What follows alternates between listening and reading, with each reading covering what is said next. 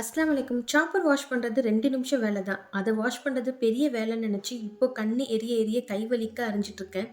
இவ்ளோ time waste பண்றதுக்கு சாப்பரே use பண்ணிக்கலாம்னு தோணுது. அதுபோல லைஃப்லயும் இப்டி பண்ணியிருந்திருக்கலாமே, அப்டி பண்ணியிருந்திருக்கலாமே பிறகு தான் யோசிப்போம்.